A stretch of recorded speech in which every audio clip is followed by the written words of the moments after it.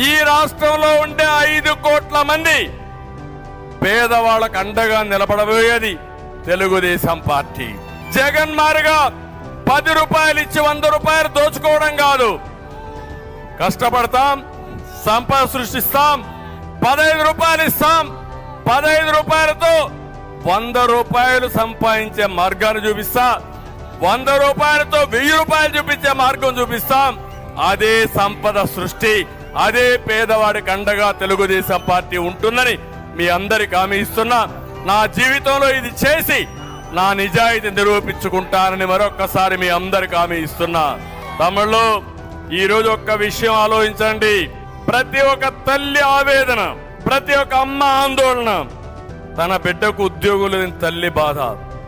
చదివిచ్చాం, కూలి పని చేసుకుంటున్నాం, మళ్ళా ఖర్చులకు మేమే డబ్బులు ఇవ్వాలని పిల్లల కోసం బాధపడుతుంది ప్రతి ఒక్క తల్లి.